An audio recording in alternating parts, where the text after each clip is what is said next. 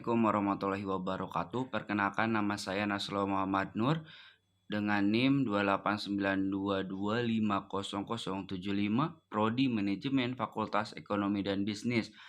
Dalam kesempatan ini saya akan mempresentasikan untuk tugas ujian tengah semester mata kuliah Bank dan Lembaga Keuangan dengan dosen pengampu Bapak Imhar, Sarjana Ekonomi, Magister Manajemen, Universitas Pancasakti, Bekasi. Dalam kesempatan ini, agenda yang akan saya bawakan yang pertama definisi analisis kredit, yang kedua apa itu analisis kredit, yang ketiga itu tugas dari analisis kredit, yang keempat pertimbangan yang dilakukan seorang analis kredit, dan yang kelima itu fungsi analisis kredit. Oke, lanjut. Yang pertama definisi analisis kredit, yaitu orang yang menganalisis permohonan kredit dari berbagai aspek yang terkait untuk menilai kelayakan usaha yang akan dibiayai dengan kredit. Analisis tersebut meliputi antara lain aspek hukum, lingkungan, keuangan, pemasaran, produksi, manajemen, ekonomi, dan tersedianya jaminan yang cukup. Lanjut, yang kedua, apa itu analisis kredit?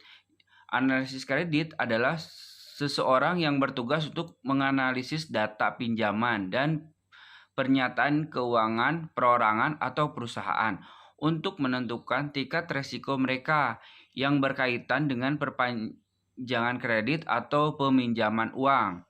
Nah, seorang analisis kredit juga menyiapkan laporan dengan informasi kredit digunakan dalam pengambilan keputusan.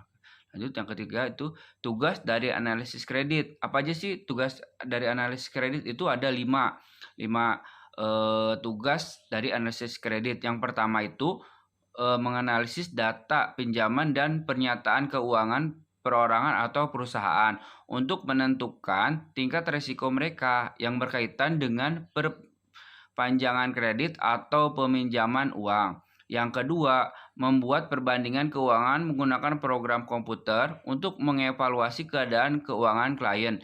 Yang ketiga, berkonsultasi dengan klien untuk memberikan solusi keluhan mereka dan memberikan transaksi keuangan dan kredit mereka. Yang keempat, menyiapkan laporan yang isinya termasuk tingkat risiko yang berkaitan dengan perpanjangan kredit atau peminjaman uang. Yang terakhir, yang kelima itu membandingkan catatan likuiditas, profitabilitas, dan kredit suatu organisasi yang sedang dievaluasi dengan organisasi serupa dalam industri dan lokasi geografis yang sama. Yang keempat ya, itu pertimbangan yang dilakukan seorang analisis kredit. Itu ada 3. Yang pertama, keamanan kredit atau safety, yaitu harus benar-benar diyakini bahwa kredit tersebut bisa dilunasi kembali. Yang kedua, terarahnya tujuan penggunaan kredit atau suitability adalah kredit akan digunakan untuk tujuan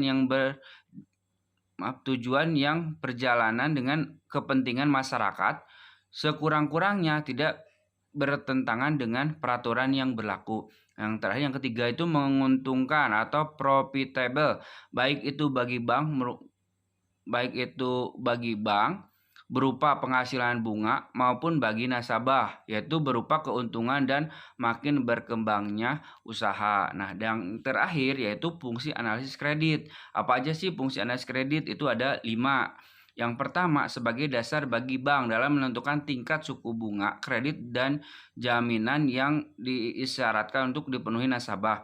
Yang kedua, sarana untuk pengembalian resiko yang akan dihadapi bank. Yang ketiga, itu syarat kredit dan saran untuk struktur, jumlah kredit, jangka waktu kredit, sifat kredit, tujuan kredit, dan sebagainya. Nah, yang keempat, sebagai bahan pertimbangan pimpinan atau direksi bank dalam proses pengambilan keputusan. Yang kelima, sebagai alat informasi yang diperlukan untuk evaluasi kredit. Nah, itu yang bisa saya sampaikan, yang bisa saya presentasikan tentang analisis kredit. Mohon maaf bila ada kata-kata yang kurang, karena saya masih dalam tahap pembelajaran. Cukup sekian, thank you, terima kasih. Wassalamualaikum warahmatullahi wabarakatuh.